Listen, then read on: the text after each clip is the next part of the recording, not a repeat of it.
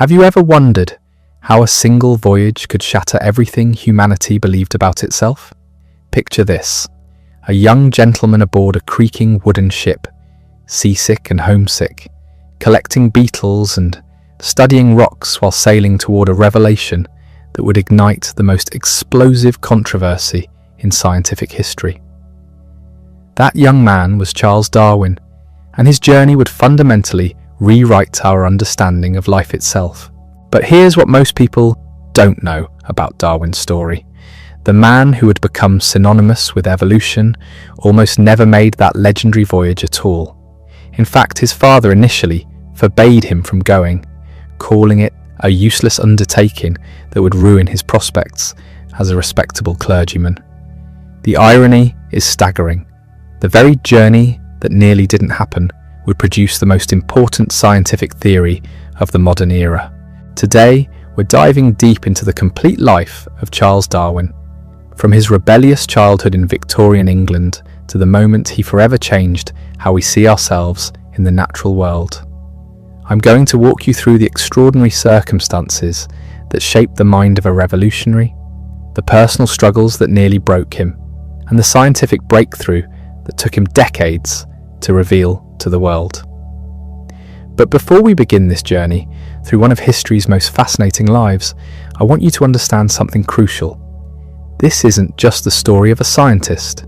This is the story of a man who wrestled with faith, family expectations, and his own conscience, while sitting on knowledge that would shake the foundations of Victorian society. The stakes couldn't have been higher, and the personal cost was immense. So settle in, because we're about to explore how a beetle-collecting country gentleman became the architect of modern biology, and why his story remains as controversial and compelling today as it was over 150 years ago. Charles Robert Darwin entered the world on February 12, 1809, in the market town of Shrewsbury, England.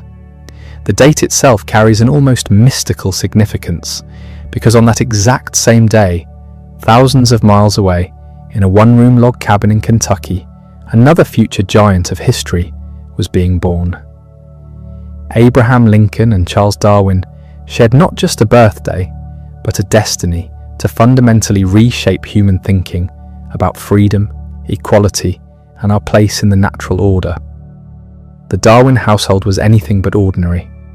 Charles's father, Robert Waring Darwin, was a towering figure in every sense. Standing 6 feet 2 inches tall and weighing over 300 pounds, he dominated rooms with his physical presence and commanded respect as one of the most successful physicians in Shropshire. But it was his intellectual weight that truly set him apart. Robert Darwin was a man of science, a freethinker who questioned religious orthodoxy and embraced the radical ideas of the Enlightenment.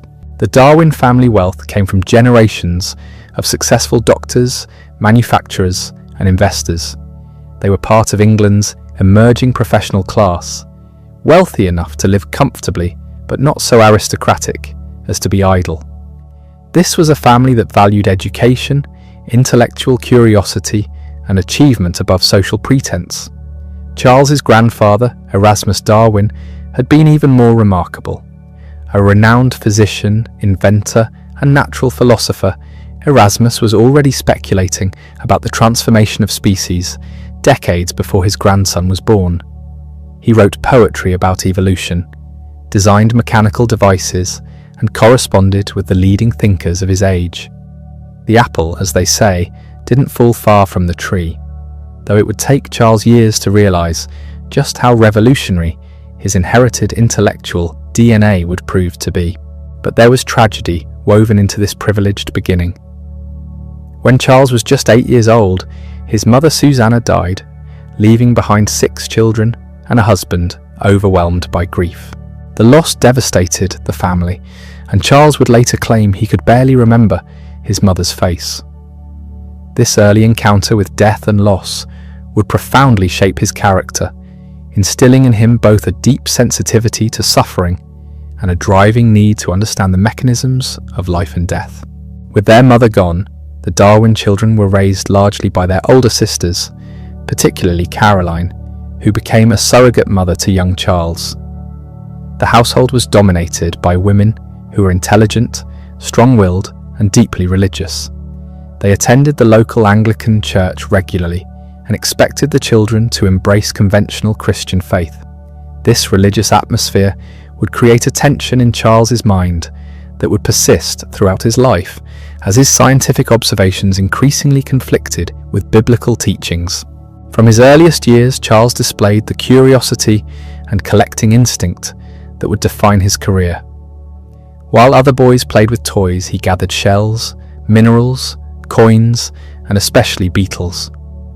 His passion for collecting was so intense that his family nicknamed him Gas, short for gastronomy, because of his habit of eating unusual foods to see what they tasted like. He once bit into a piece of bark to test its flavour and kept a detailed journal of his various culinary experiments. But it was his beetle collecting that truly captured his imagination. Charles would spend hours hunting through rotting logs, under stones, and in garden compost heaps, searching for new species to add to his growing collection. He became so obsessed that he would carry specimens in his mouth when his hands were full, once spitting out a rare beetle when it began secreting acid that burned his tongue. This wasn't just a childhood hobby, it was the beginning of a lifelong passion for understanding the intricate relationships between living creatures and their environments. The local countryside around Shrewsbury became his first laboratory. He studied the habits of birds, collected fossils from nearby quarries, and learned the names of every plant and flower in the region. His sisters worried that he was becoming too solitary, too obsessed with his collections, but their father recognized something special in the boy's intense focus and methodical approach to observation. School, however, was a different matter entirely. Charles was sent to Shrewsbury School, a prestigious institution just a few hundred yards from his family home.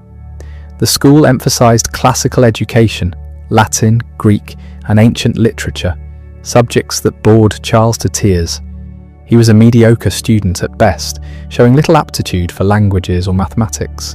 His teachers considered him average, even lazy, and his headmaster publicly criticized him for wasting time on useless pursuits like beetle collecting instead of focusing on proper academic subjects.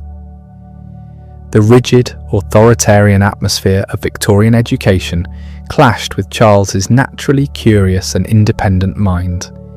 He later wrote that the school was nothing but a blank in his memory, a place where his natural love of learning was nearly extinguished by rote memorization and harsh discipline. The irony is almost painful to contemplate. Here was one of history's greatest minds being dismissed as ordinary by an educational system that valued conformity over creativity. But Charles found other ways to feed his intellectual hunger. He began attending lectures at the local scientific society, where he heard discussions about geology, chemistry, and natural history. He read voraciously, devouring books about exploration and adventure. The works of Alexander von Humboldt, the great German naturalist and explorer, particularly captured his imagination. Humboldt's vivid descriptions of tropical landscapes and exotic creatures fired Charles's desire to see the world beyond the quiet countryside of Shropshire. His father, meanwhile, was growing increasingly concerned about Charles's future. The boy showed no aptitude for traditional academic subjects and seemed more interested in collecting beetles than building a respectable career. Robert Darwin was a practical man who understood that his son would need a profession that could support him in the style to which he was accustomed. Medicine seemed like the obvious choice. After all, both his father and grandfather had been successful physicians, and the family had connections throughout the medical community. In 1825, at the age of 16, Charles was sent to Edinburgh University to study medicine. Edinburgh was considered the finest medical school in Britain, perhaps in all of Europe. The city itself was a centre of intellectual ferment, home to leading thinkers in philosophy, science, and literature. For a young man with scientific interests, it should have been paradise. Instead, it became a kind of intellectual purgatory.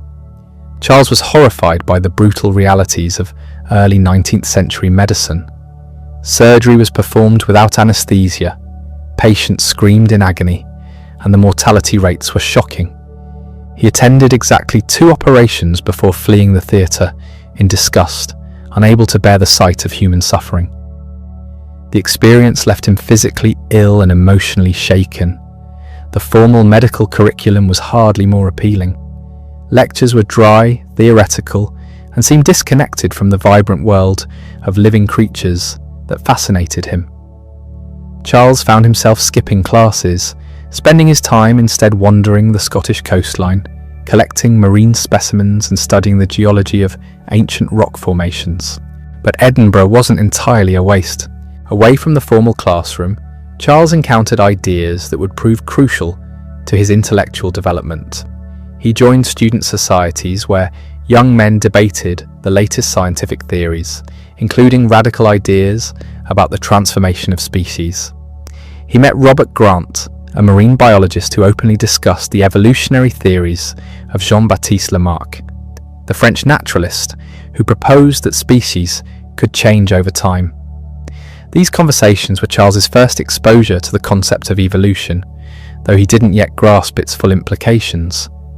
The ideas seemed exotic, even dangerous, in a society where the biblical account of creation was considered unquestionable truth, but they planted seeds of doubt about the fixity of species that would eventually grow into revolutionary insights.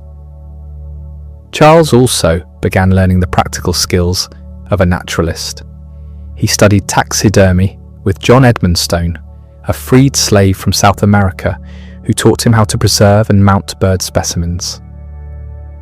Edmonstone's stories of tropical rainforests and exotic wildlife further fueled Charles's desire for adventure and exploration. The irony was profound. A former slave was teaching the techniques that would help a privileged English gentleman revolutionize scientific thinking. After 2 years in Edinburgh, it became clear that Charles would never become a doctor. He had no stomach for the suffering inherent in medical practice and no interest in the theoretical aspects of the field. His father was disappointed, but not entirely surprised. Robert Darwin was a perceptive man who could see that his son's interests lay elsewhere. The question then became, what should Charles do with his life? In Victorian England, a gentleman's son had limited respectable options. Business was considered beneath the dignity of the educated classes. The military offered adventure, but required connections and considerable expense. That left essentially one socially acceptable career for a young man of Charles's background and inclinations: the church. The suggestion that Charles become a clergyman might seem bizarre given his later role in challenging religious orthodoxy, but it made perfect sense in the context of his time and class. Country parsons were expected to be educated gentlemen who could provide moral leadership to rural communities. Many were also natural historians, using their leisure time to study local flora and fauna. The position offered a comfortable income, social respectability, and ample opportunity to pursue scientific interests as a hobby. Charles himself wasn't particularly religious, but neither was he actively atheistic. He accepted the basic tenets of Christianity without deep conviction or serious doubt. The prospect of a quiet country living, with time for beetle collecting and geological studies, actually appealed to him. It seemed like a reasonable compromise between family expectations and personal inclinations. So in 1828, Charles entered Christ's College, Cambridge, to study for a Bachelor of Arts degree that would qualify him for ordination in the Church of England. Cambridge in the 1820s was a very different place from the intellectual hothouse of Edinburgh. It was more conservative, more traditional, more focused on classical education and religious orthodoxy, but it was also more relaxed, more tolerant of gentlemanly pursuits like hunting and collecting. Charles threw himself into Cambridge life with characteristic enthusiasm, though not necessarily in the ways his professors intended. While he dutifully attended lectures on theology and classics, his real education was happening outside the formal curriculum.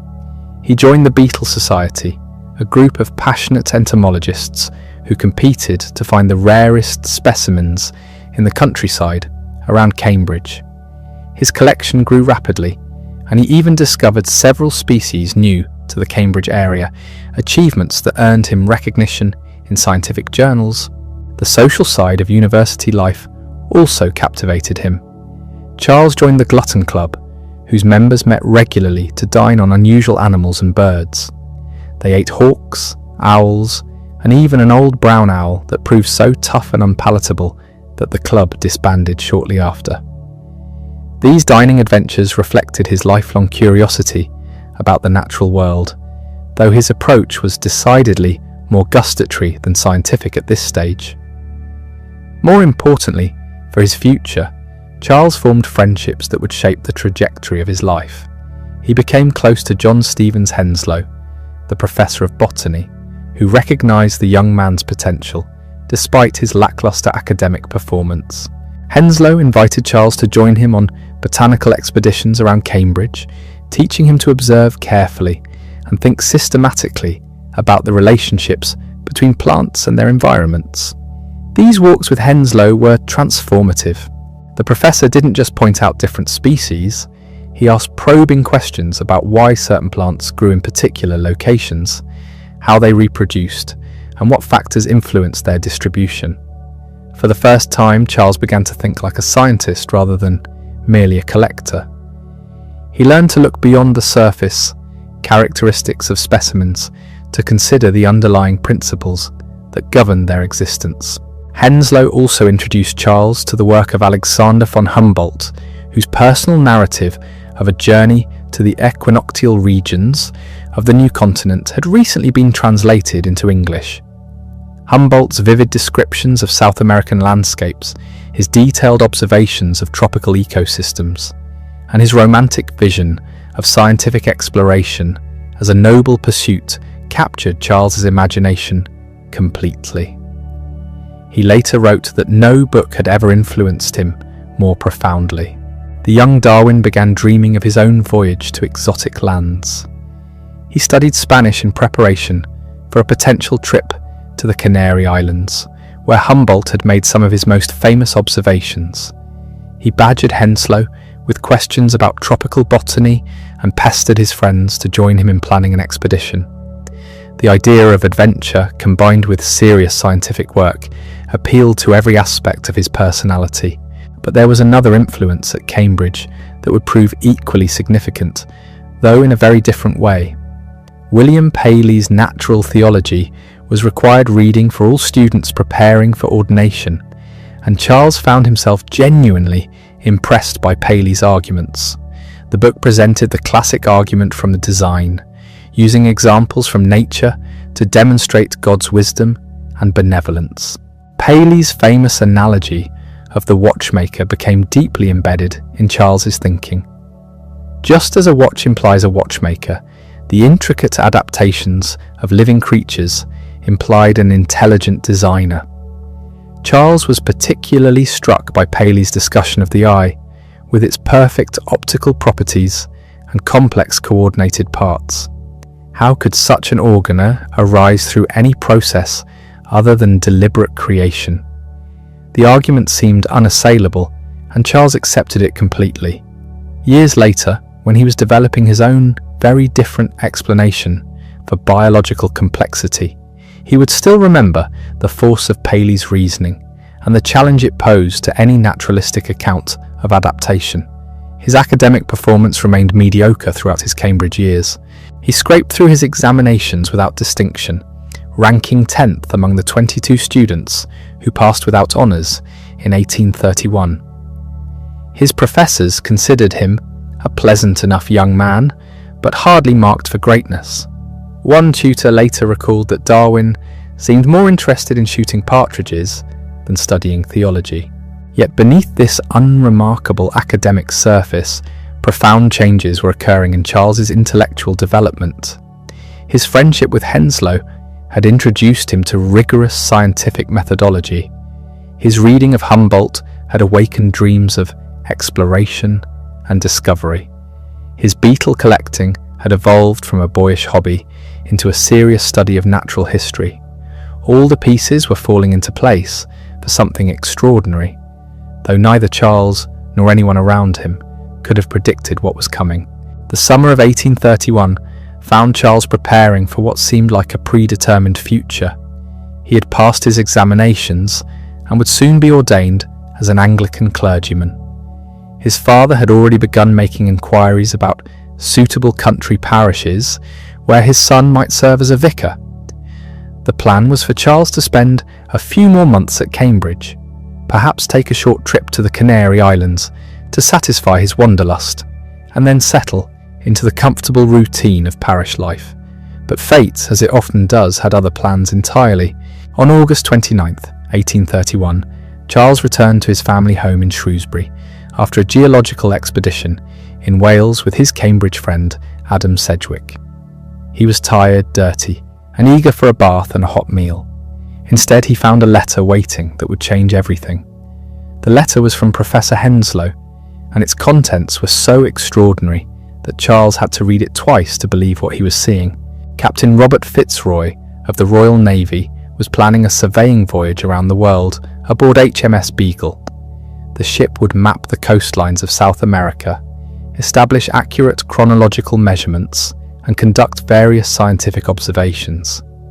Fitzroy, who was only 26 years old himself, wanted a gentleman companion who could serve as the ship's naturalist and provide educated conversation during the long months at sea. Henslow had recommended Charles for the position. The voyage would last at least 2 years, possibly longer. It would involve considerable hardship and some danger. There would be no salary, and Charles would need to pay for his own meals and equipment. But it would also offer unparalleled opportunities to study geology, zoology, and botany in some of the most remote and scientifically unexplored regions on Earth. Charles was electrified. Here was the adventure he had dreamed about, the chance to follow in Humboldt's footsteps and make his own contributions to natural science. He immediately wrote back to Henslow, accepting the offer with enthusiasm and gratitude. But there was one enormous obstacle standing in his way: his father. Robert Darwin was horrified by the proposal. He saw it as a wild scheme that would ruin his son's prospects for a respectable career in the church. What bishop would want to ordain a clergyman who had spent years gallivanting around the world, collecting beetles and rocks? The voyage would delay Charles's entry into holy orders, waste valuable time that should be spent building a reputation for responsibility and moral character, and expose him to all sorts of dangerous influences and ideas. The argument between father and son was intense and painful. Robert Darwin was not a man accustomed to having his judgment questioned, and he had strong opinions about what constituted appropriate behaviour for a gentleman. Adventure and scientific exploration were all very well as hobbies, but they were no substitutes for a solid professional foundation. Charles was already 22 years old, an age when he should be establishing himself in society rather than chasing romantic fantasies. Charles found himself torn between his deepest desires and his respect for his father's wishes.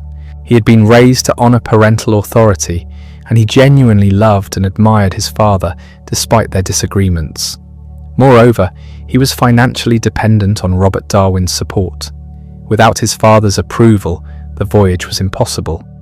In a moment of desperation, Charles wrote back to Henslow, declining the offer. The letter was one of the most difficult he had ever composed, but he felt he had no choice. His duty to his family had to come before his personal ambitions, no matter how painful the sacrifice might be. But the story was far from over. Charles's uncle, Josiah Wedgwood II, had been watching the family drama unfold with growing concern. Wedgwood was a successful pottery manufacturer, a man of the world who understood both business and adventure. More importantly, he was one of the few people whose opinion Robert Darwin genuinely respected. Wedgwood could see that his nephew was genuinely passionate about natural history and that this voyage represented a once-in-a-lifetime opportunity. He also recognized that forcing Charles into an unwanted career might ultimately prove counterproductive. A reluctant clergyman was unlikely to be either happy or successful, and the family's reputation might suffer more from Charles's evident lack of enthusiasm for church life than from his temporary absence on a scientific voyage. Working carefully behind the scenes, Wedgwood arranged a private conversation with Robert Darwin. He presented the voyage not as a frivolous adventure, but as a valuable educational experience that would enhance Charles's qualifications for any future career. A young man who had travelled the world, observed different cultures and made scientific contributions would surely be more effective as a clergyman than one who had never ventured beyond the English countryside. The argument was brilliantly crafted to appeal to Robert Darwin's practical nature, while addressing his specific concerns about his son's future. Wedgwood emphasised that the voyage had official Royal Navy backing, that it was a serious scientific expedition rather than mere tourism, and that Charles would be associating with respectable naval officers rather than dubious foreign adventurers. Gradually, Robert Darwin's resistance began to weaken. He loved his son and wanted him to be happy, even if he couldn't entirely understand Charles's scientific passions. The prospect of watching Charles waste away in an unsuitable profession was genuinely painful to contemplate. Perhaps he began to think, this voyage might actually be the making of the young man. On September 1st, 1831, just 3 days after his initial refusal, Robert Darwin changed his mind and gave his consent to the voyage. Charles was overjoyed, though he tried to contain his enthusiasm out of respect for his father's feelings. The next few weeks passed in a whirlwind of preparation as he assembled the equipment, books and supplies he would need for the journey ahead. But first he had to meet Captain Fitzroy and pass what amounted to an informal interview for the position. This meeting, arranged in London, would determine whether Charles actually sailed with the Beagle or remained safely at home preparing for ordination. The stakes could not have been higher, and both young men approached the encounter with considerable anxiety about the compatibility that would be essential for a successful voyage.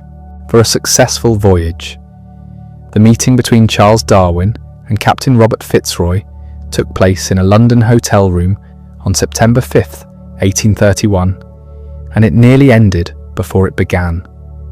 Fitzroy, an aristocratic naval officer with piercing blue eyes and an imperious manner, took one look at Charles's nose and almost rejected him on the spot.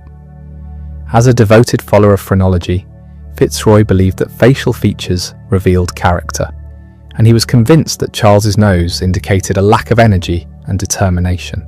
Fortunately for the future of science, Fitzroy's other impressions of the young naturalist proved more favourable. Charles was clearly a gentleman, well-educated and enthusiastic about natural history.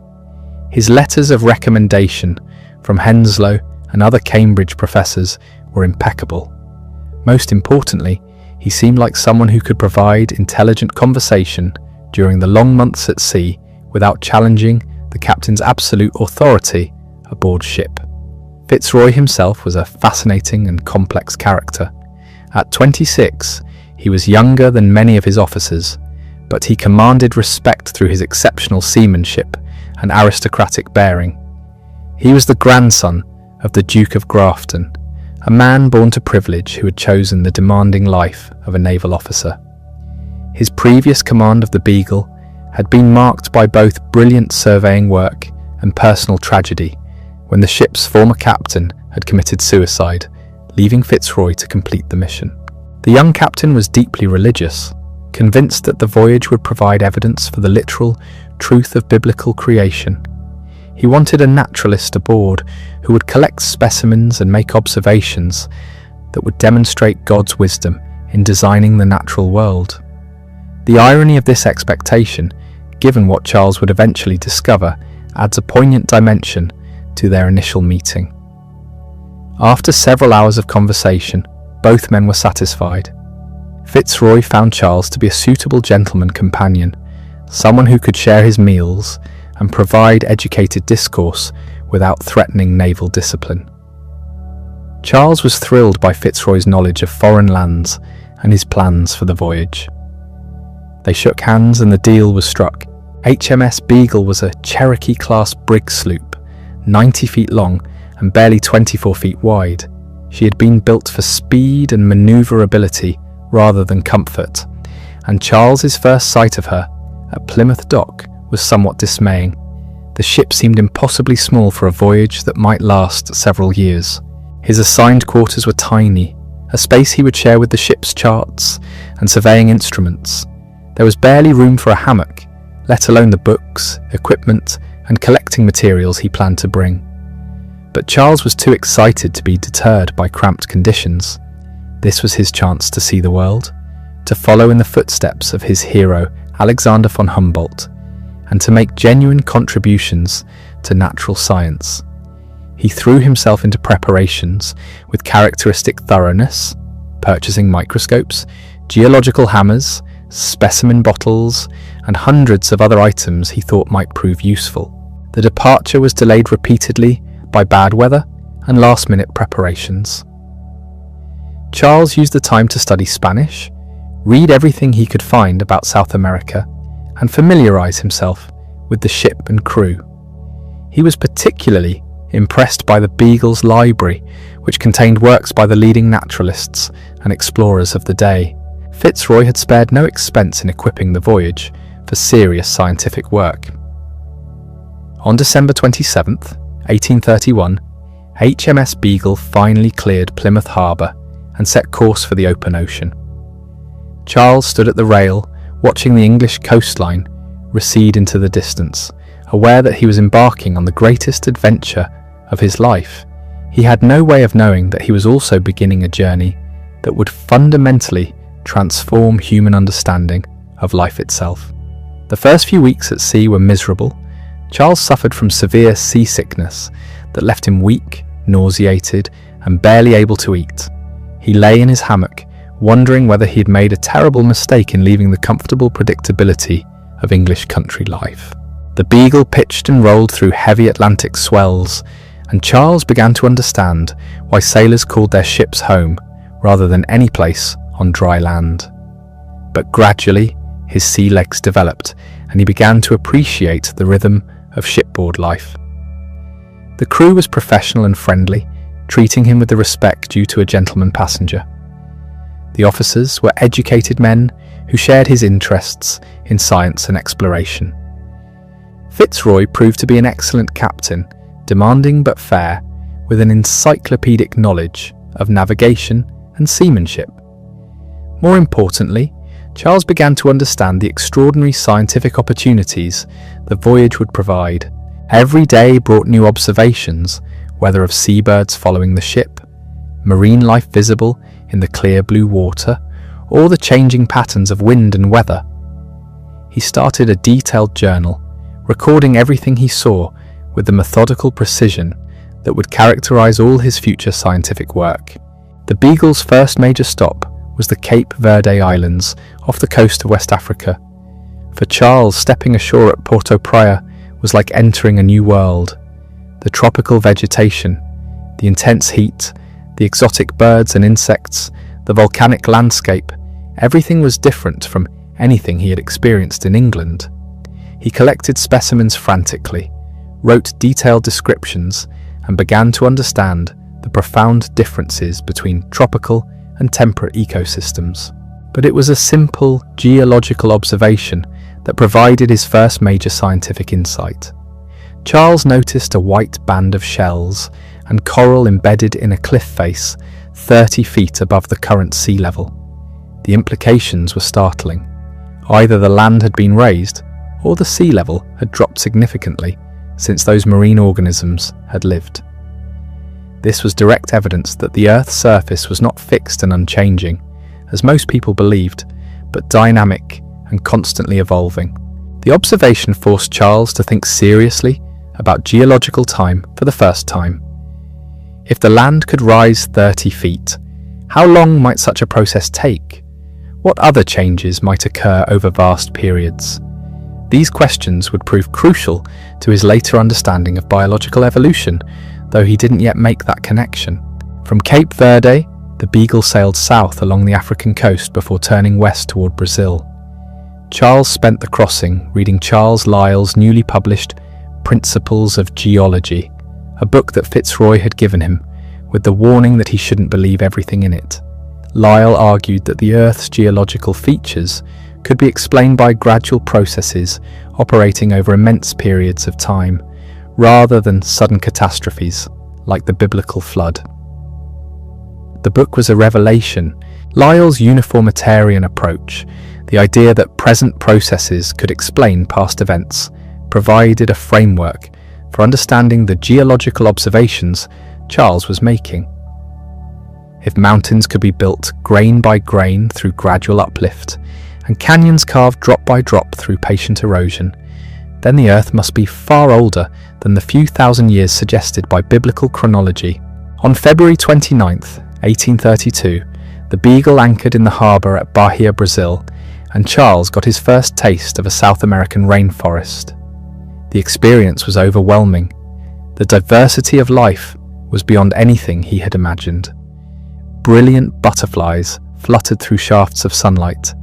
Exotic birds called from the canopy, and the very air seemed to vibrate with the sounds of countless unseen creatures. Charles wrote to his father that no one could imagine the splendour of a tropical forest without seeing it firsthand. He collected specimens with manic enthusiasm, discovering new species of beetles, spiders, and other invertebrates almost daily. His notebooks filled with detailed descriptions and rough sketches, the raw material for future scientific papers. But the social reality of Brazil also confronted him with uncomfortable truths. Slavery was still legal throughout the Portuguese colony, and Charles witnessed scenes of human bondage that horrified him. He saw slaves beaten in the streets, families torn apart at auction, and human beings treated as mere property. The contrast between the natural paradise of the rainforest and the human-created hell of slavery troubled him deeply. These observations created tension with Captain Fitzroy, who defended slavery as a natural and beneficial institution. Their arguments became so heated that Fitzroy at one point threatened to put Charles ashore and continue the voyage without him. The crisis passed, but it established a pattern of philosophical disagreement that would characterize their relationship throughout the voyage. For Charles, the slavery question forced him to think seriously about human nature and social institutions. If human beings could be so cruel to their own species, what did that say about divine benevolence and natural harmony? These moral questions would later influence his thinking about competition and struggle in nature, though the connections wouldn't become clear for many years. The Beagle continued south along the Brazilian coast, stopping at Rio de Janeiro before heading toward Argentina. At each port, Charles went ashore to explore and collect, gradually building up an enormous collection of specimens that he shipped back to England in carefully labelled boxes. Henslow received these shipments with growing excitement, recognising that his former student was making discoveries of genuine scientific importance. In Argentina, Charles encountered his first major fossil discoveries. Near Bahia Blanca, he found the remains of enormous, extinct mammals embedded in coastal cliffs. There were giant ground sloths larger than elephants, massive armadillo-like creatures called glyptodonts, and strange horse-like animals unlike anything in the modern world. The fossils were beautifully preserved, and Charles spent days carefully excavating them and recording their geological context. These discoveries raised profound questions about the history of life. Why had these giant mammals disappeared? When had they lived? What relationship did they bear to modern South American fauna? Charles noticed similarities between the extinct giants and living species, particularly between the fossil glyptodonts and modern armadillos. Could there be some connection between past and present forms of life? The questions multiplied as the voyage continued. In Patagonia, Charles found fossil shells of marine animals at elevations of hundreds of feet above sea level. In the Andes, he discovered petrified trees that had clearly grown at sea level, but were now embedded in mountain peaks, thousands of feet high. The evidence for massive geological change was overwhelming, but what did it all mean? Meanwhile, Fitzroy was conducting his own scientific work, making precise measurements of coastal features and ocean depths that would prove invaluable for future navigation. The captain was a skilled surveyor and astronomer, and his charts of South American waters would be used by the Royal Navy for decades. But his religious convictions remained unshaken by the geological evidence accumulating around him. As 1832 turned into 1833, the Beagle worked its way around Cape Horn and up the western coast of South America. Charles suffered through the stormy passage around the Cape, marvelling at the seamanship required to navigate one of the most dangerous waters in the world. But once in the Pacific, the voyage took on a different character. The weather was calmer, the coastline more accessible, and the opportunities for exploration even greater. It was during this phase of the voyage that Charles began to formulate the questions that would guide his future research. He was accumulating vast amounts of data about geology, paleontology, and biogeography, but he lacked a theoretical framework to make sense of it all. The pieces of a great puzzle were spread before him, but he couldn't yet see how they fit together. The breakthrough would come in an unexpected place, during a brief stop at a group of volcanic islands that most sailors considered hardly worth visiting. Those islands were called the Galapagos, and they would change everything Charles thought he knew about the nature of life itself. The Galapagos Islands appeared on the horizon like a collection of black volcanic cones rising from the deep blue Pacific. Charles had read about these remote islands in the accounts of earlier explorers, but nothing had prepared him for their stark, otherworldly appearance. As HMS Beagle approached the archipelago on September 15th, 1835, the landscape seemed almost lunar in its desolation. Twisted lava flows created bizarre formations, and the islands appeared nearly devoid of vegetation from a distance. Captain Fitzroy was primarily interested in the islands for their strategic value as a watering station and their potential for accurate chronometer readings. The Galapagos lay directly on the equator, about 600 miles west of Ecuador, making them an ideal location for astronomical observations. For Charles, however, these volcanic islands would prove to be a living laboratory that would reshape his understanding of life itself. The first island they visited was Chatham, now known as San Cristobal. Charles was immediately struck by the peculiar nature of the wildlife. The animals showed no fear of humans, having evolved in isolation without natural predators. Giant tortoises, some weighing over 400 pounds, lumbered across the landscape like ancient living boulders. Marine iguanas, unlike anything found elsewhere on Earth, basked on black volcanic rocks before plunging into the surf to feed on underwater algae. But it was the birds that would provide the most crucial insights. Charles began collecting specimens of what he initially thought were blackbirds, wrens and finches. The variety seemed extraordinary for such small isolated islands. Some had massive beaks capable of cracking the hardest seeds, while others possessed delicate, needle-like bills perfect for extracting nectar from flowers. Still others had medium-sized beaks that appeared adapted for eating insects and small fruits. The mockingbirds proved equally puzzling. On each island Charles visited, he encountered mockingbirds that were clearly related but distinctly different from their neighbours.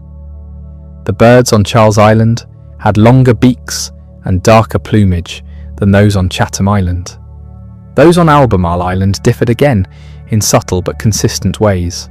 Why should closely related birds vary so systematically from island to island? Charles spent only 5 weeks in the Galapagos, but those weeks would haunt his thinking for decades to come. He collected specimens methodically, though he didn't initially recognize the full significance of what he was observing. His notes from the time show a naturalist puzzled by the patterns he was seeing, but not yet grasping their revolutionary implications. The giant tortoises provided another piece of the puzzle. The vice-governor of the islands, an Englishman named Nicholas Lawson, casually mentioned to Charles that he could tell which island any tortoise came from just by looking at its shell. The tortoises from different islands had evolved distinct shell shapes and patterns. Those from dry islands had longer necks and saddle-shaped shells that allowed them to reach higher vegetation, while those from lush islands had dome-shaped shells and shorter necks. This observation struck Charles as deeply significant, though he couldn't immediately articulate why.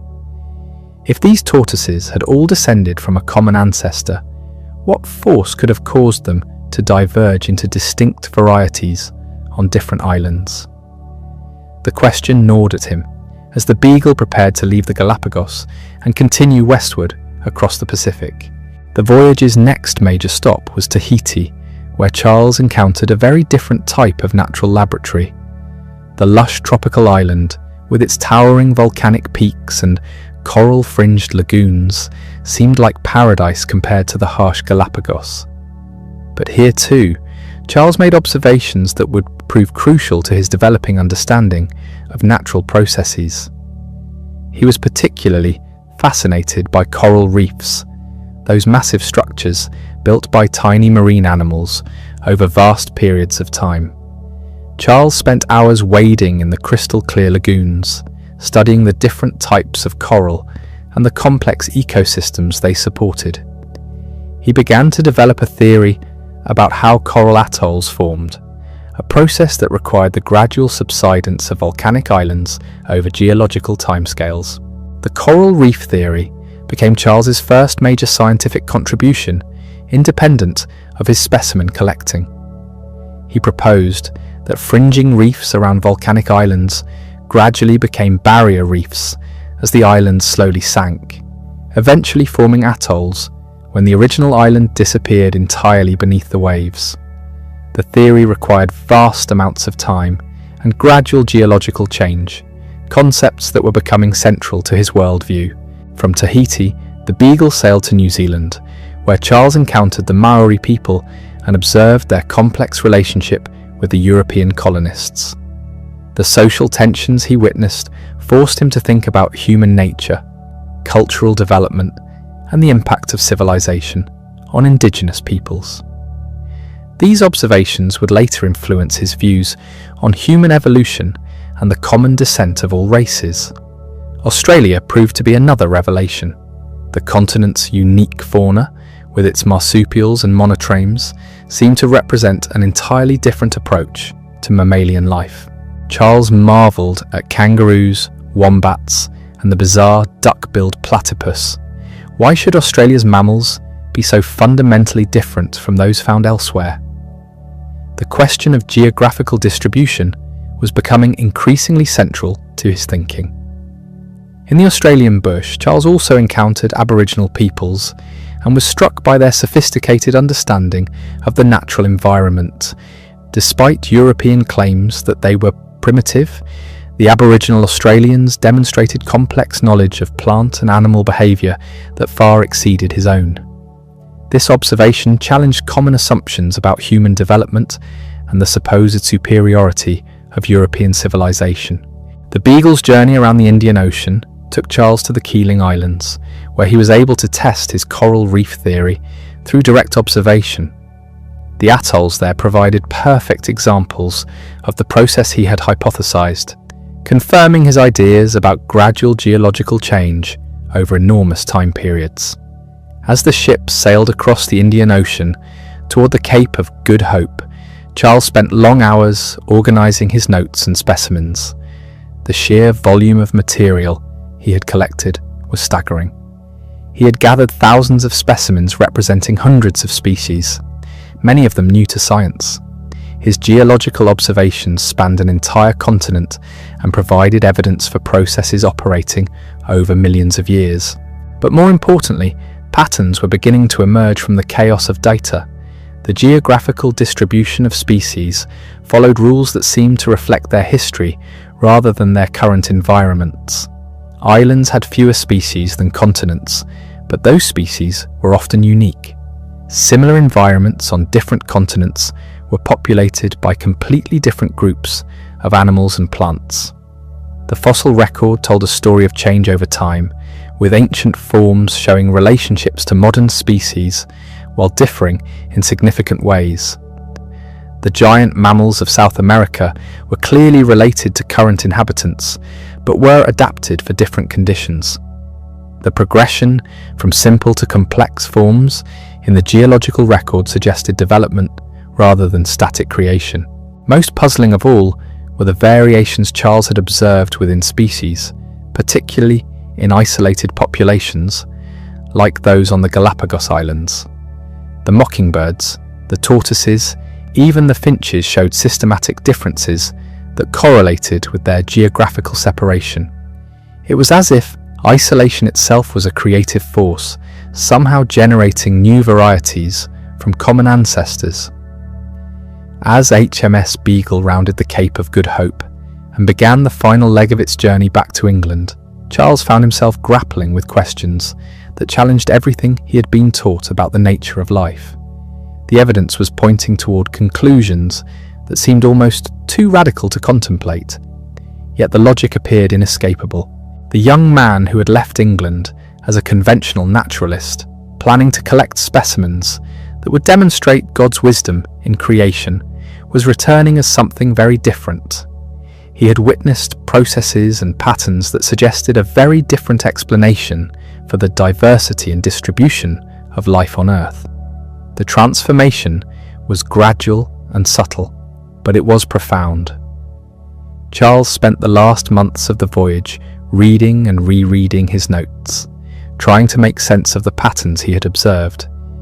He began to sketch out tentative explanations for the geographical distribution of species, the relationship between fossils and living forms, and the variations he had seen within species on isolated islands. One book in particular captured his attention during these final months at sea. Thomas Malthus's essay on the principle of population argued that human populations naturally increase faster than food supplies, leading to competition and struggle for survival. The concept of struggle for existence resonated with Charles's observations of nature, where he had seen countless examples of competition between individuals and species. Could Malthus's principle apply to all living things? If so, what would be the consequences for variation within species? Charles began to see the outlines of a mechanism that could explain the patterns he had observed. If individuals varied in their ability to survive and reproduce, and if favourable variations could be inherited, then populations might gradually change over time. The idea was still fragmentary and speculative, but it offered a naturalistic explanation for phenomena that had previously required supernatural intervention. Charles was careful to keep these thoughts to himself, recognizing their potentially explosive implications for religion and society. On October 2nd, 1836, after 4 years and 9 months at sea, HMS Beagle finally anchored in Falmouth Harbour. Charles had circumnavigated the globe, travelled over 40,000 miles, and collected specimens from 4 continents. But more than that, he had undergone an intellectual transformation that would eventually revolutionise human understanding of life itself. The young gentleman naturalist who had boarded the Beagle with conventional views about creation and the fixity of species was returning as a secret revolutionary. He carried with him not just thousands of specimens, but the seeds of ideas that would grow into the theory of evolution by natural selection. As Charles stepped onto English soil for the first time in nearly 5 years, he had no way of knowing that the most difficult part of his journey was just beginning. Developing his revolutionary ideas into a coherent theory would take decades, and finding the courage to publish them would require even longer. The Beagle voyage had provided the raw materials for a scientific revolution, But the real work of construction lay ahead. The specimens he had collected would need to be studied by experts. The geological observations would require careful analysis, and the patterns he had glimpsed would need to be transformed into rigorous scientific theory. Most challenging of all, Charles would have to reconcile his growing understanding of natural processes with the religious and social expectations of Victorian England. But for now, Charles was simply grateful to be home. He was eager to see his family, to share his adventures, and to begin the long process of making sense of everything he had experienced. The shy young man who had left England, uncertain of his future, was returning as a seasoned naturalist with a reputation already established among London's scientific community. Henslow had been sharing Charles's letters and specimens with other naturalists throughout the voyage, and word of his discoveries had spread through scientific circles. Leading geologists were eager to examine his fossil discoveries. Ornithologists wanted to study his bird collections, and botanists were fascinated by his plant specimens from around the world. Charles found himself suddenly famous in scientific circles, though the general public remained unaware of his existence. The transformation from unknown young gentleman to respected naturalist had happened gradually during the voyage, but its full impact only became clear upon his return to England. The success was gratifying, but it also brought new responsibilities and challenges. Charles would need to write up his geological observations for publication, supervise the description of his zoological specimens, and somehow find time to pursue the theoretical questions that were increasingly consuming his thoughts. More immediately, he faced practical questions about his future career. The original plan for him to become a country clergyman now seemed impossible. How could he settle into the quiet routine of parish life when he had experienced the excitement of scientific discovery on a global scale?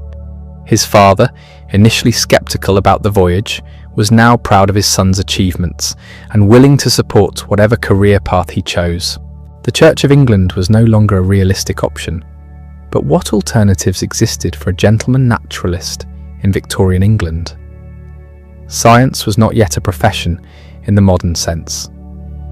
Universities had few research positions, and those were generally reserved for men with independent means. Charles would need to find a way to support himself while pursuing the theoretical work that increasingly fascinated him. Fortunately, his family's wealth provided a solution. His father was willing to provide a generous allowance that would allow Charles to live comfortably while devoting himself to scientific research. This financial independence would prove crucial to his future work, freeing him from the need to earn a living through teaching or other conventional employment. But money alone could not solve the deeper challenges Charles faced. He was increasingly convinced that species were not fixed and unchanging, but he had no clear mechanism to explain how they might change over time. The evidence from the Galapagos and elsewhere pointed toward transmutation, but the process remained mysterious. Moreover, any theory of species change would inevitably conflict with religious orthodoxy and social convention. The idea that humans might be related to other animals was not just scientifically controversial, but socially explosive. Charles understood that developing such ideas would require extraordinary care and discretion. As he settled back into English life, Charles began the long process of transforming his voyage experiences into scientific understanding. The journey had provided him with data and insights that would fuel decades of research, but it had also raised questions that would challenge the very foundations of Victorian thought about nature, humanity, and God. The real adventure, Charles was beginning to realize, was not the voyage itself but the intellectual journey that lay ahead. The Beagle had carried him around the physical world, but his mind was embarking on an even more ambitious expedition into uncharted territories of scientific thought. The notebooks Charles began filling upon his return to England would become some of the most important documents in the history of science. In July 1837, just months after settling back into civilian life, he opened what he would later call his first notebook on the transmutation of species. The simple act of putting pen to paper represented a moment of profound courage. He was about to explore ideas that could destroy his reputation, alienate his friends, and challenge the very foundations of Victorian society. The notebook's pages reveal a mind wrestling with revolutionary concepts. Charles sketched evolutionary trees showing how different species might branch from common ancestors. He filled margins with questions that kept him awake at night. If species could change, what drove that change? How long did such transformations take? Most troubling of all, if animals could evolve from simpler forms, what did that mean for human beings? The evidence was mounting from every direction. As leading naturalists examined his beagle specimens, startling patterns emerged. The birds he'd collected in the Galapagos were not the hodgepodge of different species he had initially assumed. John Gould, the renowned ornithologist, delivered shocking news. The various birds Charles had labelled as blackbirds, wrens and finches were actually all finches, closely related species that had somehow diverged from a common ancestor. The implications hit Charles like a thunderbolt. If these finches had indeed evolved from a single ancestral species that had somehow reached the isolated islands, then species were not fixed and immutable, as everyone believed. They could change, adapt, and give rise to new forms of life. The sacred boundary between one species and another was not sacred at all, but fluid and permeable. Richard Owen, the brilliant but arrogant anatomist who examined Charles's fossil mammals, provided even more unsettling evidence. The giant extinct creatures from South America were not random monsters, but clear relatives of living species. The massive ground sloths were related to modern sloths, the giant armadillos to their smaller descendants. There was an unmistakable pattern of succession, as if the past was connected to the present through an unbroken chain of descent. But the most disturbing revelation came from the mockingbirds. Charles had been more careful in labelling these specimens by island, and the results were unmistakable. Each island had its own distinct species of mockingbird, clearly related but definitively different. The pattern was too systematic to be coincidental. Somehow, isolation on different islands had transformed a single ancestral species into multiple distinct forms. Charles found himself caught between excitement and terror. The scientific implications were staggering, but so were the religious and social consequences. In Victorian England, the idea that species could change was not just scientifically controversial, but morally dangerous. It challenged the biblical account of creation, undermined human uniqueness, and suggested that nature operated according to natural laws, rather than divine intervention. The young naturalist began reading voraciously, searching for any theory that might explain what he had observed. He devoured the works of Jean-Baptiste Lamarck, the French naturalist who had proposed that species could transform themselves through use and disuse of organs. A giraffe's neck might grow longer through generations of stretching to reach higher leaves. The theory was elegant but unsatisfying. It required organisms to somehow direct their own evolution, a process that seemed both unlikely and unobservable. Charles also studied his grandfather Erasmus Darwin's writings on evolution, discovering that the family intellectual tradition included speculation about species transformation. But these earlier theories lacked a convincing mechanism. They described what might happen but not how or why it would occur. The breakthrough came in October 1838, 15 months after Charles had begun his secret notebooks. He was reading for amusement, as he later recalled, Thomas Malthus's essay on the principle of population. Malthus argued that human populations naturally increase geometrically, while food supplies increase only arithmetically, inevitably leading to competition, struggle, and death. The concept struck Charles with the force of revelation. If this principle applied to all living things, then nature must be engaged in a constant struggle for survival. Individuals with favourable variations would be more likely to survive and reproduce, while those with unfavourable traits would perish before passing them on. Over time, this process would gradually modify species in directions that enhanced survival. Charles had found his mechanism. Natural selection, as he would eventually call it, could explain everything he had observed during the Beagle voyage. The finches of the Galapagos had been shaped by different environmental pressures on different islands. Those with beaks best suited to available food sources survived and reproduced most successfully, gradually transforming the population. But even with a theoretical framework in place, Charles was not ready to share his ideas with the world. The implications were too radical, the evidence still incomplete, and the social risks too great. Instead, he began the methodical process of building an overwhelming case for his theory through careful observation and experimentation. He turned his attention to domestic animals and plants, studying how breeders created new varieties through artificial selection. If humans could transform pigeons, dogs, and roses through selective breeding, then perhaps nature could accomplish similar transformations through survival of the fittest. The analogy was not perfect, but it provided a model that people could understand. Charles also began corresponding with other naturalists, carefully probing their views on species and variation without revealing his own revolutionary conclusions. He discovered that many experts had private doubts about the fixity of species, though few were willing to express such thoughts publicly. The intellectual climate was more receptive to change than he had initially assumed, but it was still far from ready for a full-scale assault on religious orthodoxy. Meanwhile, his personal life was undergoing its own transformation. In 1838, the same year he discovered natural selection, Charles began seriously considering marriage. The decision was characteristically methodical. He drew up lists of pros and cons, weighing the advantages of companionship against the loss of scientific freedom. Marriage would mean domestic responsibilities, social obligations, and potential interference with his research.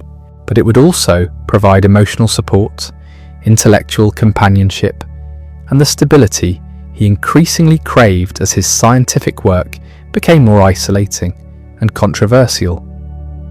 Charles was deeply aware that his evolutionary ideas would make him a target of criticism and perhaps ostracism. He would need allies and advocates who could provide both personal comfort and social protection. His choice fell upon his cousin, Emma Wedgwood, daughter of his uncle Josiah, who had helped convince his father to allow the Beagle voyage. Emma was intelligent, well-educated, and deeply religious. She was also patient, kind, and genuinely interested in Charles's scientific work, even when she didn't fully understand its implications. The courtship was gentle and affectionate rather than passionate. Charles and Emma had known each other since childhood, and their relationship grew naturally from friendship into love. They shared intellectual interests, family connections, and compatible temperaments. Both were serious-minded people who valued learning, family, and social responsibility. They married on January 29th, 1839, in a quiet ceremony at Emma's family church. The wedding was simple and elegant, attended by close family and friends, but without the elaborate social display that might have been expected for two members of such prominent families. Charles was 30 years old, Emma was 30, and both were ready to begin the next chapter of their lives together. The early years of marriage were among the happiest in Charles's life. Emma proved to be an ideal companion, intelligent enough to discuss his work, but tactful enough not to press him when he needed solitude. She managed their household with quiet efficiency, freeing him to focus on research while ensuring that their home was a place of comfort and intellectual stimulation.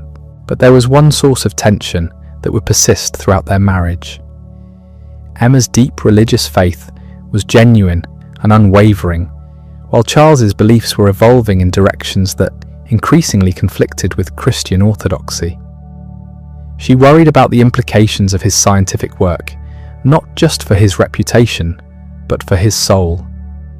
The thought that they might be separated in eternity by his loss of faith caused her genuine anguish.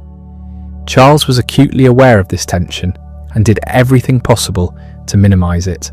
He was careful not to discuss the more radical implications of his theory in Emma's presence, and he went through the motions of conventional religious observance even as his private beliefs diverged from Anglican doctrine. The deception was painful, but seemed necessary to preserve domestic harmony.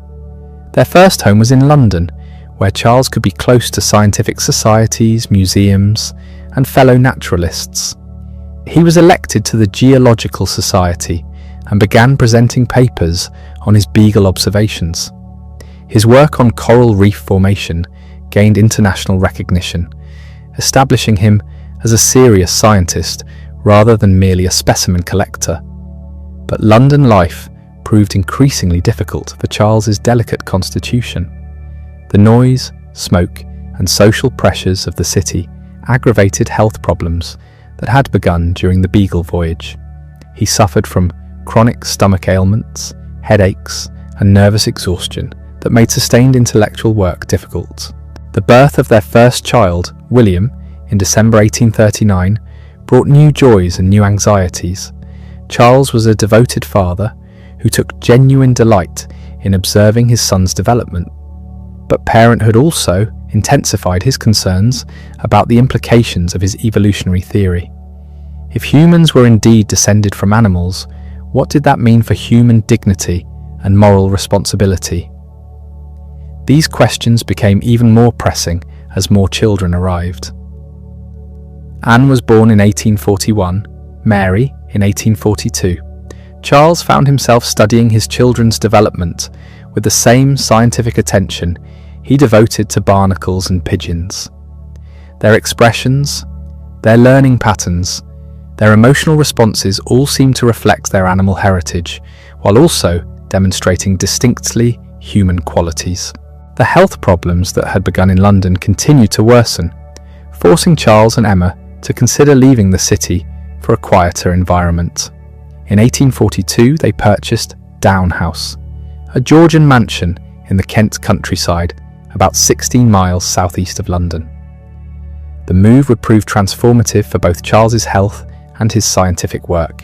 Down House became Charles's fortress of solitude, a place where he could pursue his research without the distractions and pressures of London society.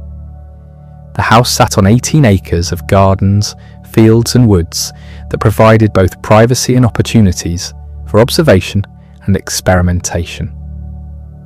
Charles immediately began transforming the grounds into a living laboratory, where he could study plant and animal behaviour under controlled conditions. The famous thinking path became a central feature of his daily routine. Charles would walk this circular route through the woods for hours, pondering scientific problems and working through theoretical difficulties. The path was marked with stones that he could kick aside to count his circuits, providing a measure of the intellectual intensity of each day's contemplation. The move to Down also marked a new phase in Charles's scientific work.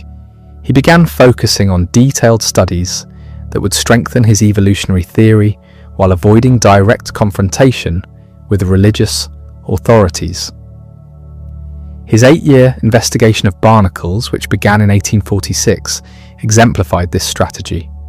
The work was tedious and exhausting, requiring microscopic examination of thousands of specimens from around the world.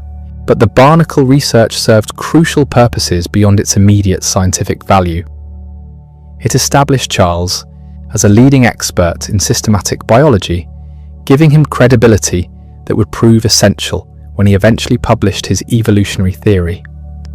More importantly, the detailed study of variation within and between barnacle species provided overwhelming evidence for the gradual transformation of life forms.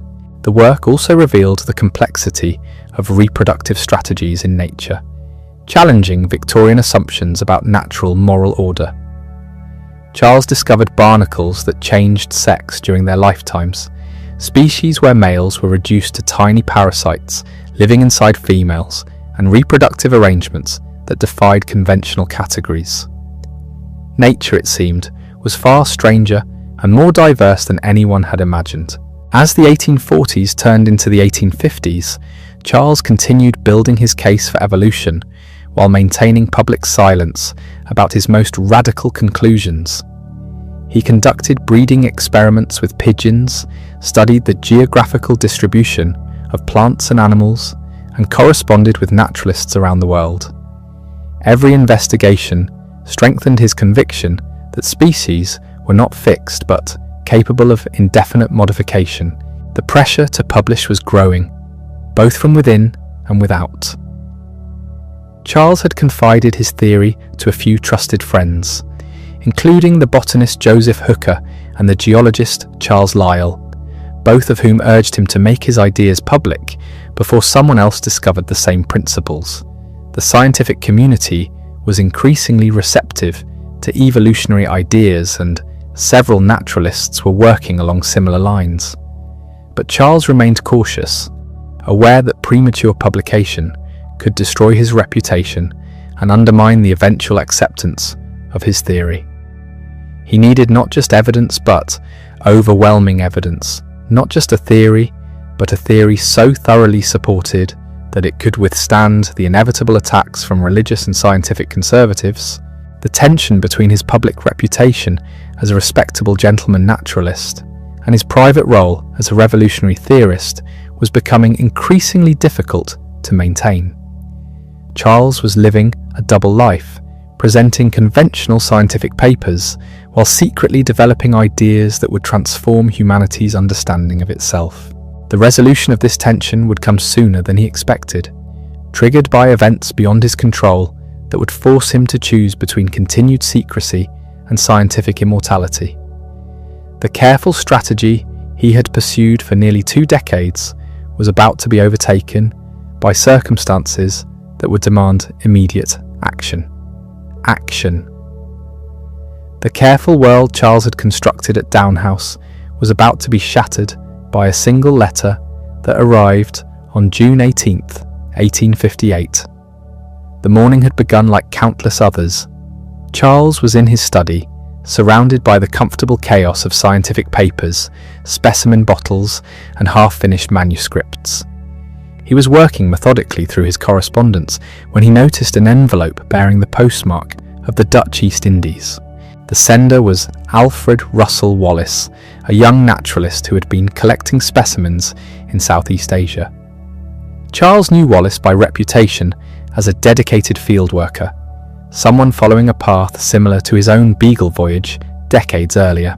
Wallace's letters had always been respectful, seeking advice from the older, more established scientist. But this letter was different.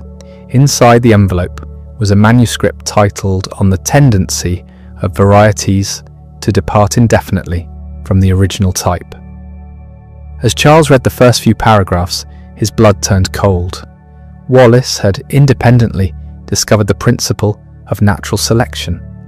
The younger man had arrived at virtually identical conclusions through his own observations of species distribution in the Malay archipelago. The irony was breathtaking. While Charles had spent 20 years carefully building his case, afraid to publish his revolutionary ideas, Wallace had reached the same insights and was ready to share them with the world immediately. The manuscript was accompanied by a letter asking Charles to evaluate the paper and, if he thought it worthwhile, to forward it to Charles Lyell for possible publication.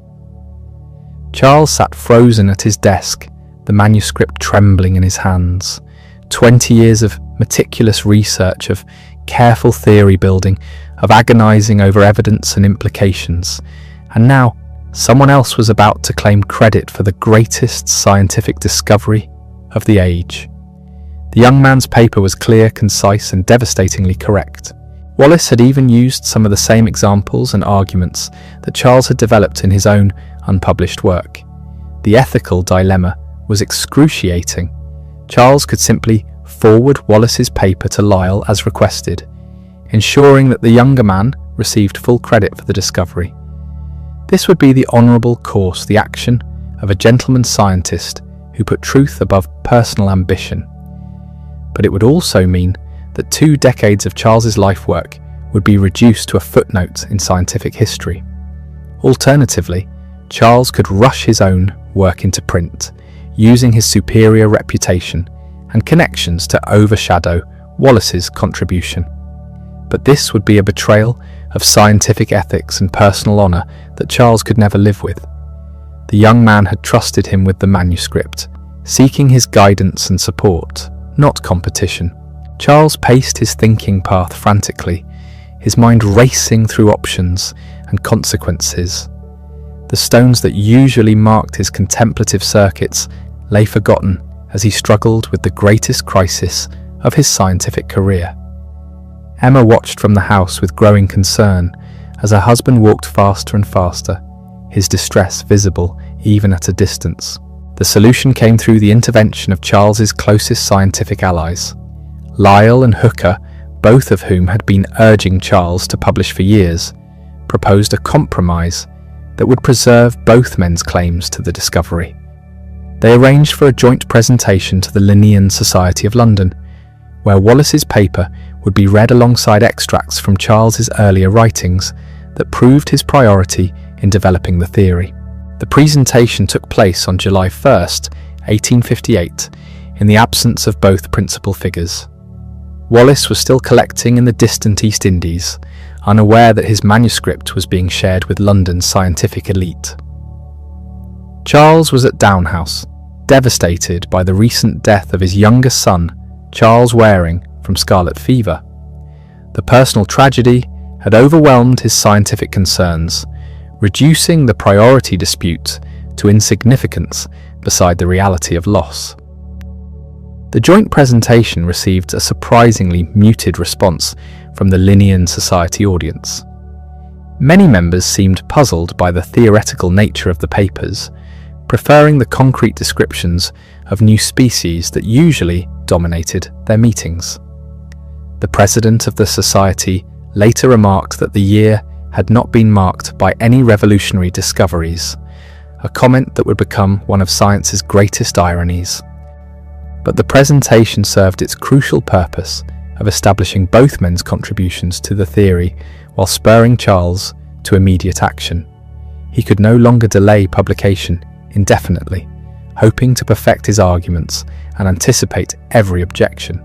The scientific community was now aware that a theory of evolution by natural selection existed, and they would expect a full exposition of the evidence and reasoning behind it. Charles threw himself into writing with an intensity that surprised even Emma. The massive book he had been planning for decades was abandoned in favour of what he called an abstract of his theory. Even this abbreviated version would require enormous effort to complete quickly enough to establish his full priority while doing justice to the complexity of his ideas. The writing process was tortuous. Charles had to condense 20 years of research into a single volume while maintaining scientific rigour and anticipating the fierce opposition his theory would inevitably provoke. Every sentence needed to be crafted carefully, every example chosen to maximum effect, every argument structured to withstand the most hostile scrutiny. His health, always fragile, deteriorated under the pressure. The stomach ailments and nervous exhaustion that had plagued him for years intensified as he pushed himself to work longer hours than his constitution could bear.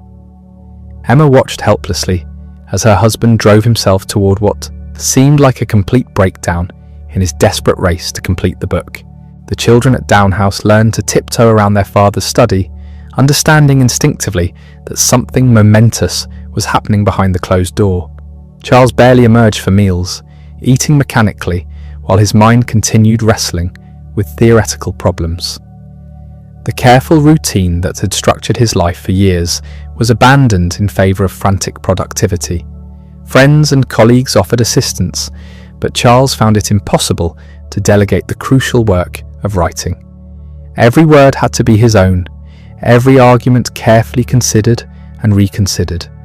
He was acutely aware that this book would define his scientific legacy and potentially transform human understanding of life itself. The manuscript grew steadily through the autumn and winter of 1858. Charles wrote and rewrote chapters, constantly refining his arguments and searching for clearer ways to express complex ideas. The evidence from his Beagle voyage was woven together with observations from his breeding experiments, correspondence with fellow naturalists, and detailed studies of domestic animals and plants. The theoretical framework was elegant in its simplicity. All living things produce more offspring than can possibly survive. These offspring vary in countless small ways. Those individuals with variations that enhance survival and reproduction will leave more descendants. Over time, favourable variations will accumulate while unfavourable ones disappear, gradually transforming species and giving rise to new forms of life. But Charles knew that simplicity of concept did not guarantee acceptance of conclusion. The implications of his theory were staggering. If all species descended from common ancestors through natural processes, then humans were not special creations but modified animals. The comfortable boundaries between human and beast, between sacred and secular, between design and chance would all collapse. Religious objections were inevitable and predictable. The theory directly contradicted the biblical account of creation and undermined the argument from design that had dominated natural theology for generations. If complex organs like the eye could evolve gradually through natural selection, then there was no need to invoke divine intervention to explain biological complexity. Scientific objections would be equally serious. Many naturalists still believed in the fixity of species, despite growing evidence for change over time. The fossil record seemed incomplete, lacking the countless intermediate forms that gradual evolution should produce. The mechanism of inheritance was poorly understood, raising questions about how favourable variations could be preserved and transmitted to offspring. Social objections might prove most dangerous of all. Victorian society was built on assumptions of hierarchy, progress, and divine purpose that evolution seemed to challenge. If humans were merely animals subject to the same natural laws as beetles and barnacles, what happened to moral responsibility, social order, and religious authority? Charles addressed these objections systematically, building his case through careful accumulation of evidence and reasoning. He acknowledged difficulties honestly, while demonstrating that his theory explained more phenomena more simply than any alternative. The book became both a scientific treatise and a work of persuasion, designed to win converts rather than merely present facts. The title he chose reflected his strategy perfectly. On the origin of species by means of natural selection, or the preservation of favoured races in the struggle for life, emphasised the mechanism of change rather than its implications for human nature. Charles deliberately avoided discussing human evolution in detail, saving that explosive topic for future consideration. By the summer of 1859, the manuscript was nearing completion. Charles sent early chapters to trusted friends for comment, incorporating their suggestions while maintaining his overall argument. The feedback was generally encouraging, though several correspondents warned him to expect fierce opposition from religious authorities and conservative scientists. John Murray, the distinguished London publisher, agreed to publish the book based on a brief outline and Lyell's strong recommendation. Murray was known for his scientific publications and had the resources to promote controversial works effectively. The partnership would prove crucial to the book's eventual success. As publication approached, Charles's anxiety reached almost unbearable levels. He knew that his life would never be the same once the book appeared. The comfortable anonymity he had enjoyed for decades would be shattered, replaced by controversy, criticism, and possibly social ostracism. Emma shared his fears, worrying about the impact on their family and their standing in the community. The final months of preparation were consumed with proofreading, indexing, and last-minute revisions. Charles obsessed over every detail, aware that hostile critics would seize upon any error or unclear passage. The book needed to be not just correct, but unassailable, presenting such overwhelming evidence that reasonable people would be compelled to accept its conclusions. On November 24th, 1859, On the Origin of Species was published in London. The first edition of 1,250 copies sold out on the day of publication, indicating intense interest in the scientific community and among educated readers generally. Murray immediately ordered a second printing, recognizing that he had a phenomenon on his hands. Charles had fled to a health spa in Yorkshire, unable to bear the stress of watching his book's reception. From his retreat, he anxiously awaited news of reviews and reactions. The 20-year secret was finally out, and the world would never be quite the same. The reviews began appearing within weeks, ranging from enthusiastic support to furious condemnation. Progressive scientists hailed the book as a masterpiece of reasoning and observation. Conservative critics attacked it as dangerous materialism that reduced humans to the level of beasts. Religious authorities denounced it as atheistic propaganda designed to undermine Christian faith and social order. But the debate had begun, and there could be no turning back.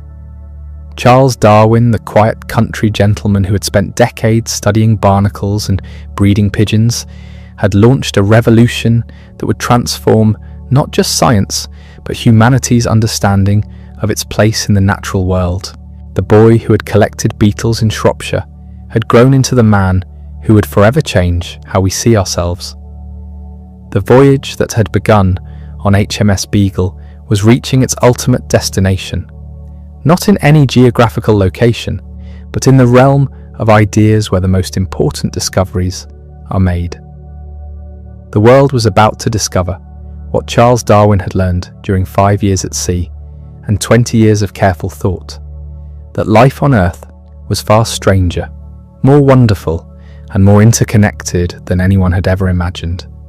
The revolution was just beginning, and its consequences would echo through every corner of human knowledge and belief. The storm Charles had unleashed broke with unexpected ferocity across Victorian England. Within days of publication, On the Origin of Species had ignited debates in drawing rooms, university halls, and church pulpits throughout the nation. The quiet naturalist who had spent decades avoiding controversy now found himself at the centre of the most explosive intellectual battle of his generation. The initial reviews revealed the profound fault lines running through British society. The scientific establishment split dramatically. Thomas Huxley, the brilliant young biologist who would become known as Darwin's bulldog, immediately recognised the revolutionary importance of the theory. He famously declared that upon reading the book, his reaction was, "How extremely stupid not to have thought of that." Huxley threw himself into defending natural selection with a combative enthusiasm that Charles himself could never muster.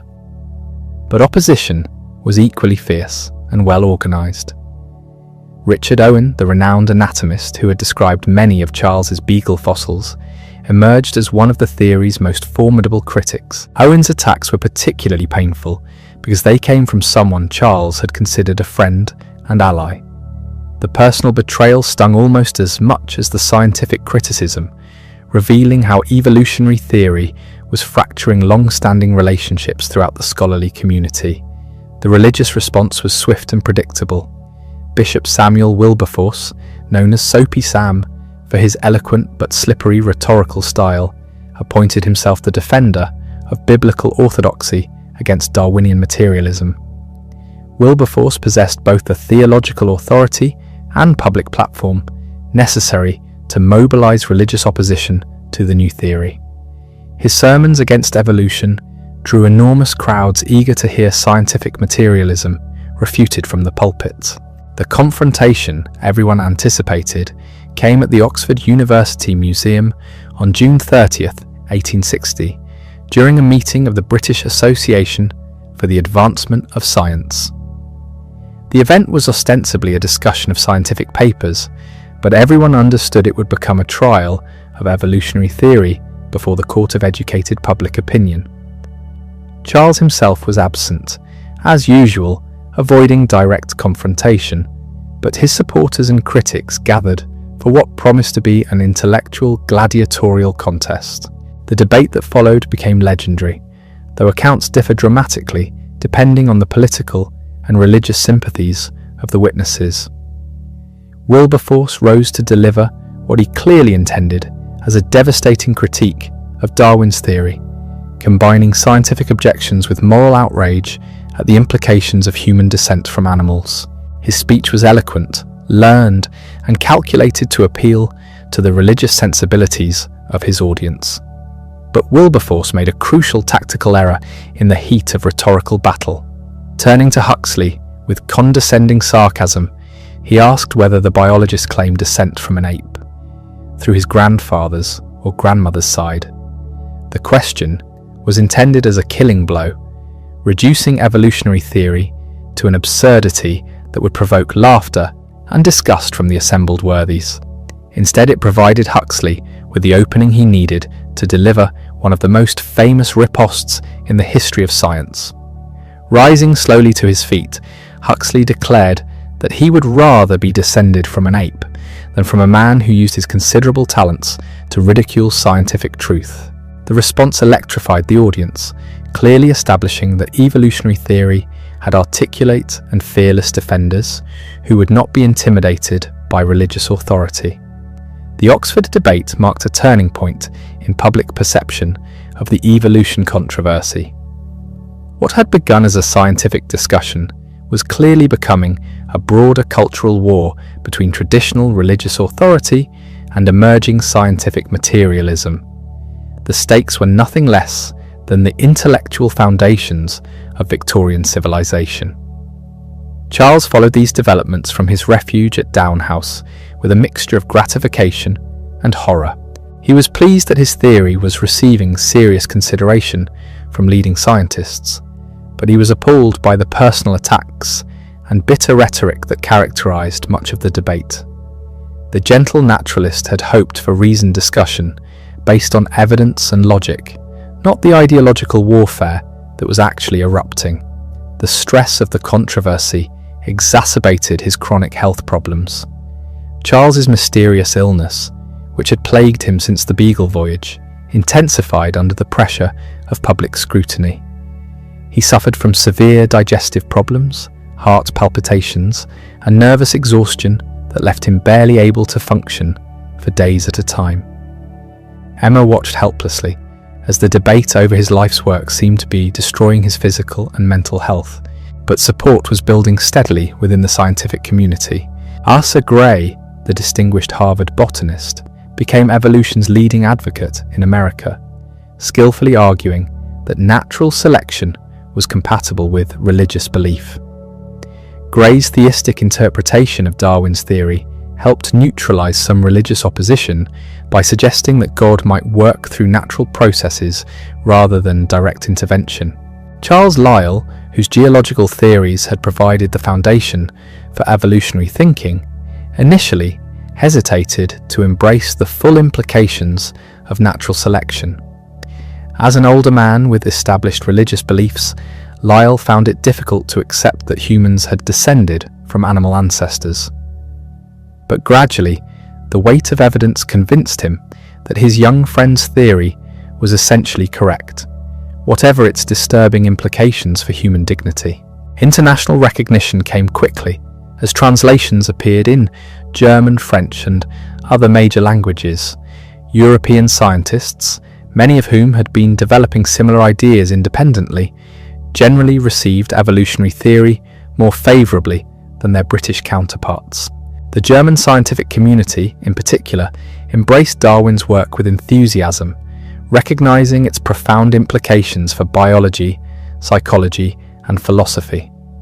The American reception was complicated by the Civil War, which began just as Origin of Species was gaining attention across the Atlantic. The question of human unity and diversity, central to evolutionary theory, became entangled with debates over slavery and racial equality. Some abolitionists seized upon evolution to argue for the fundamental kinship of all human races, while defenders of slavery attempted to use evolutionary ideas to justify racial hierarchy and oppression. Charles watched these political applications of his scientific work with growing dismay. He had deliberately avoided discussing human evolution in Origin of Species, hoping to establish the general principle of natural selection before tackling its most controversial implications. But the logic of his theory inevitably led to questions about human origins, racial differences, and social organization that he was not yet prepared to address publicly. The success of his book created new pressures and opportunities. Publishers clamored for expanded editions, foreign translations, and popular adaptations. Scientific societies invited him to lecture, though he consistently declined public speaking engagements due to his health and temperament. The shy naturalist who had once collected beetles in obscurity now found himself one of the most famous and controversial figures in the English-speaking world. More importantly, the positive reception of evolutionary theory encouraged Charles to pursue lines of research he had previously considered too dangerous. If educated opinion was beginning to accept the transformation of species, perhaps the time was approaching when he could address the ultimate question: the origin and nature of human beings themselves. The evidence for human evolution was overwhelming once one accepted the general principle of natural selection. The anatomical similarities between humans and other primates had long been recognized by comparative anatomists. The embryological evidence was equally compelling, showing that human development recapitulated stages found in other mammals. The geographical distribution of human races followed patterns consistent with gradual divergence from common ancestors. But addressing human evolution directly would require extraordinary courage and careful preparation. Charles understood that extending his theory to include human origins would provoke even fiercer opposition than he had already encountered. Religious authorities would be outraged by explicit challenges to the biblical account of Adam and Eve. Social conservatives would be horrified by implications for human uniqueness and moral responsibility. Throughout the early 1860s, Charles continued his methodical approach to controversial topics. He published detailed studies of orchid fertilization and climbing plants that demonstrated the power of natural selection to explain complex adaptations. These works served multiple purposes. They provided additional evidence for evolutionary theory while establishing Charles as a master of observational biology. The Orchid book, in particular, became a masterpiece of scientific detection. Charles demonstrated that the elaborate structures of orchid flowers were perfectly adapted to ensure cross-fertilization by specific insect pollinators. The complexity of these relationships rivaled anything in engineering, yet they could be explained entirely through natural selection without invoking divine design. The work on climbing plants revealed another dimension of natural selection's creative power. Charles showed how simple movements toward light or support had evolved into sophisticated mechanisms for seeking and grasping external structures. Tendrils could distinguish between living and dead supports, coiling around suitable objects while rejecting inappropriate ones. The behavior seemed almost intelligent, yet it emerged from purely mechanical processes shaped by survival advantage. These detailed studies served as intellectual preparation for the greater challenge ahead. If natural selection could explain orchid complexity and plant behavior, it could certainly account for the development of human intelligence, emotion, and moral sense. The question was not whether evolutionary theory applied to humans, but whether Charles had the courage to say so publicly. The decision to write directly about human evolution crystallized gradually through the mid-1860s.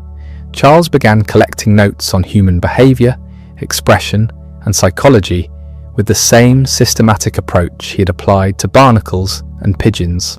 He studied his own children's development, corresponded with missionaries and travelers about primitive societies, and read everything available on psychology and anthropology. The project would eventually become 2 books, The Descent of Man and The Expression of the Emotions in Man and Animals. Together, they would complete the revolution begun by Origin of Species by demonstrating that humans were not separate from nature, but fully part of the evolutionary process that had shaped all life on Earth.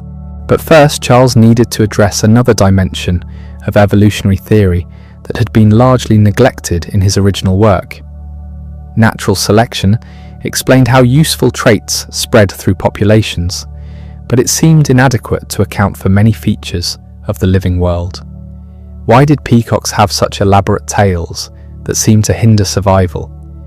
Why did many animals engage in complex courtship rituals that served no obvious adaptive function? The answer lay in what Charles would call sexual selection, a process distinct from but related to natural selection. In species where individuals competed for mates, traits that enhanced reproductive success could evolve even if they reduced survival. The peacock's tail was not useful for finding food or escaping predators, but it was enormously effective at attracting females and intimidating rival males. Sexual selection would prove crucial for understanding human evolution.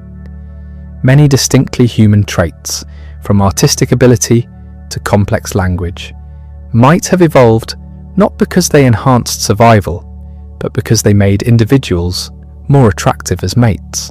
The theory suggested that human culture itself might be an elaborate form of sexual display, comparable to birdsong or butterfly wings. These ideas were developing in Charles's private notebooks throughout the 1860s, but he remained reluctant to publish them. The reception of Origin of Species had been exhausting, and he was not eager to provoke another round of controversy. Moreover, his health continued to deteriorate under the stress of his scientific work and public notoriety.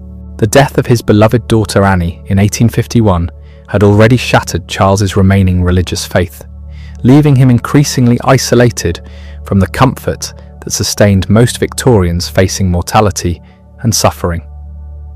The evolutionary perspective on life and death was clear-eyed but cold, offering scientific understanding in place of spiritual consolation. Charles found himself caught between the harsh truths revealed by natural selection and the human need for meaning and hope.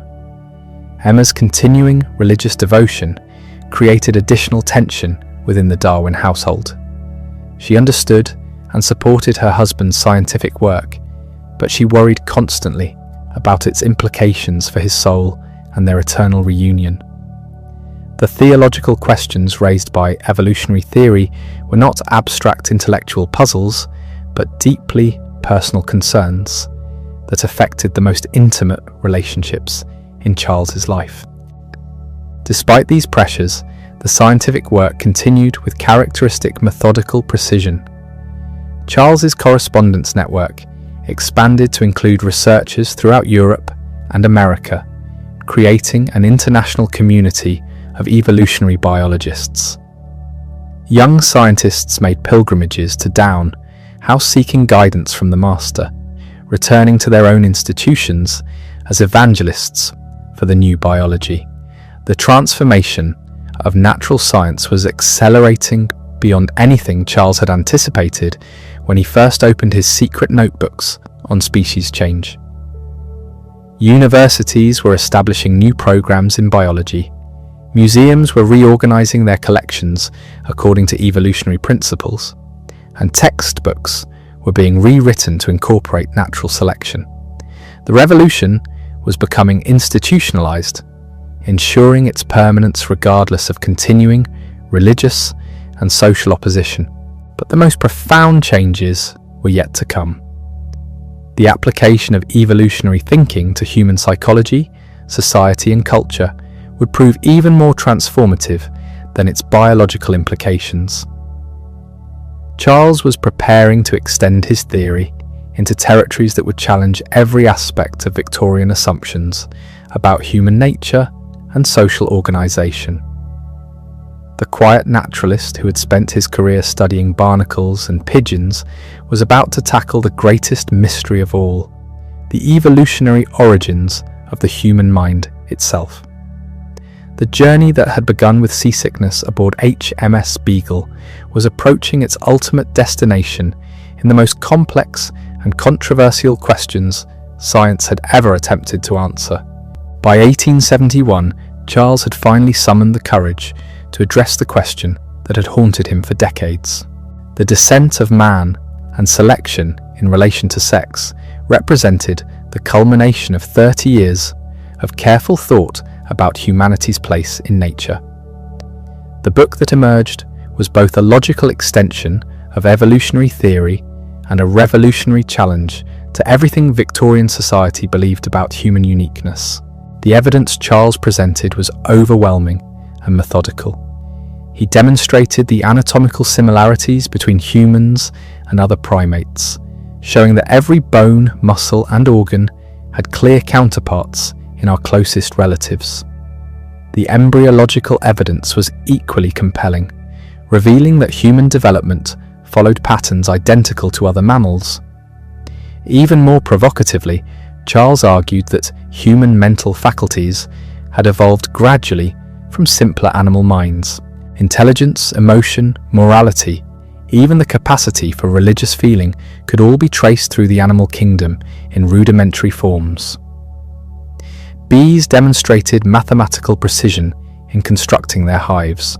Birds showed aesthetic preferences in choosing mates. Elephants displayed grief for their dead. The supposedly unbridgeable gap between human and animal psychology was revealed to be an illusion created by our own pride and ignorance. Sexual selection emerged as a crucial mechanism in human evolution. Charles argued that many distinctly human traits, from our reduced body hair to our capacity for music and art, had evolved not for survival, but for attracting mates. Human culture itself might represent an elaborate form of sexual display, comparable to the peacock's tail or the bowerbird's decorated nest. The implications were staggering. If humans had evolved through natural processes, then traditional notions of special creation, divine purpose, and inherent superiority crumbled. We were not fallen angels, but risen apes, shaped by the same forces that had molded every other species on Earth. The revelation was both humbling and liberating, stripping away comfortable illusions while revealing our deep kinship with all life. The book's reception was predictably explosive. Religious leaders denounced it as the final assault on Christian civilization. Conservative scientists criticized its speculative elements and lack of direct evidence for human evolution. Social reformers seized upon its implications for racial equality and women's rights. The debate raged in newspapers, lecture halls, and private salons throughout Britain and America. But Charles had accomplished something remarkable. He had extended evolutionary thinking into the most sensitive areas of human experience, while maintaining scientific rigor and avoiding unnecessary provocation. The evidence he presented was so comprehensive and the arguments so carefully constructed that even hostile critics found it difficult to dismiss entirely. So there you have it, the complete life of Charles Darwin, from a seasick young gentleman aboard a creaking ship to the architect of the most profound revolution in human thought. The boy who collected beetles in the English countryside became the man who showed us our place in the tree of life itself. Darwin's story reminds us that the greatest discoveries often come from the most unlikely circumstances. A voyage that almost never happened, a theory that took decades to reveal, a quiet naturalist who changed everything we thought we knew about ourselves and our world.